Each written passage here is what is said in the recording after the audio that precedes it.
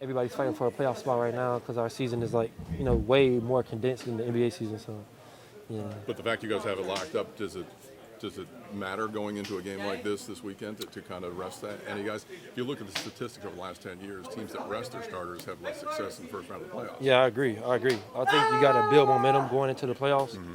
And I feel like, in previous years, BA always like emphasized that, like, we're not resting anybody because you don't want to come off slow. You don't want to not be, in your bag, as some would say, going into the playoffs where you should be hot and you should be peaking. Mm-hmm. So, you just kind of want to, like, get into a rhythm before the playoffs. Do you worry, though, about, risk versus reward in terms of somebody getting hurt that's instrumental with this team? I mean, that's part of the game, though. Yeah. Like, you can get hurt in practice. You feel me? So, like, it's part of the game to get hurt. So you just go out there.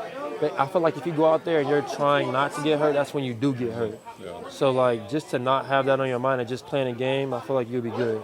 Carlton, you guys always tell us turnovers come in bunches. Yeah. And now they're coming in bunches. Oh, yeah. Is there any rhyme or reason for it, why it's happening now? Man, I wish I knew the, like, solution, but it's just like sometimes it comes in bunches, and at that point you just got to take advantage of it and, like, stay hungry, because like you said, I don't know, it's like a I don't know, a mystery. It just comes, and now you're just getting it back to back to back, and now the ball's just finding you.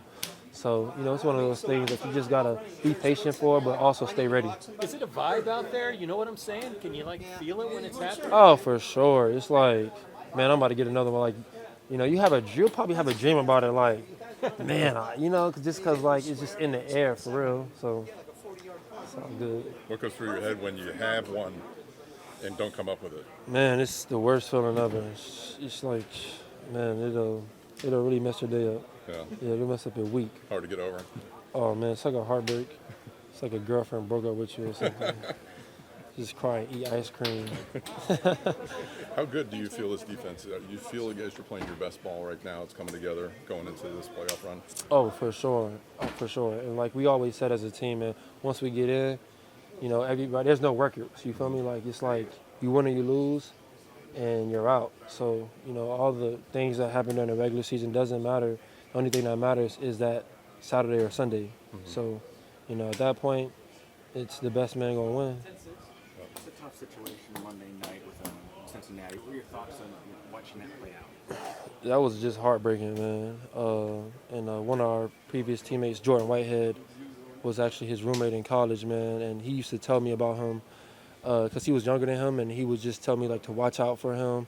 And it's just so heartbreaking to see that play and how it seemed like it was just a normal play, and it was just a detrimental play to him, and it's just a sad thing to see for the sport.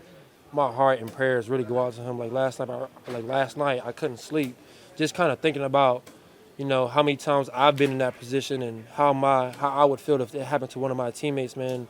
Like, I couldn't even fathom of finishing the game. Like, it was just, at that point, it's just about life. It's about getting home to your families. It's about, coming out alive, man. And it's sad to see it. I'm really praying for him, and I really hope he pulled through. Does that creep into your mind, just the risk you guys put out there on a weekly basis, whether it could be a season-ending, career-ending injury?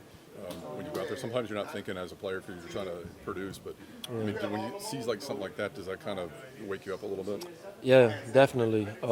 Like you said, like, you can't go out there thinking about it, but when you see a play like that, it just put everything into perspective. Like, that can happen to you, and it did happen that play. So it's like, what's the chances that it could happen to any one of us? So you just you want to be as safe as possible, but we just can't ignore that it can happen. Like, we can't ignore the fact that it didn't happen. Like, you can't just move past it. Like, we got to protect ourselves a little bit more.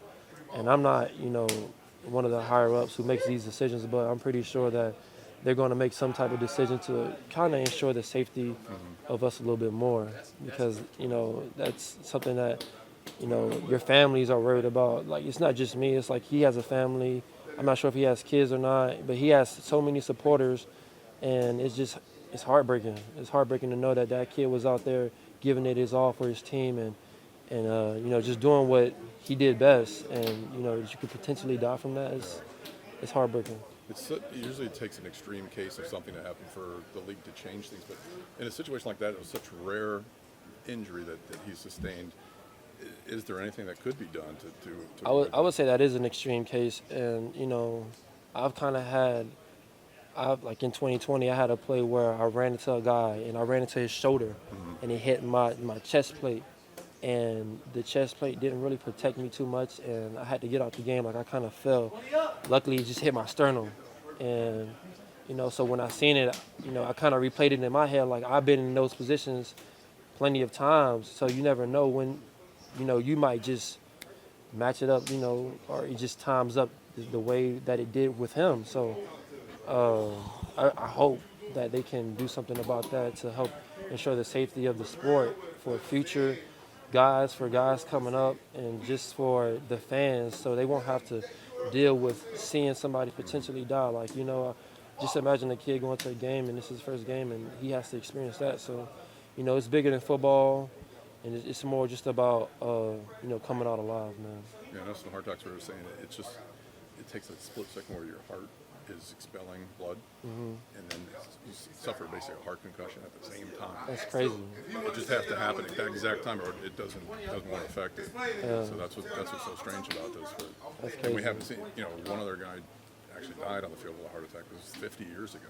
Damn. So it's not like it's happening every few years. That's what's. You worry like what can be changed.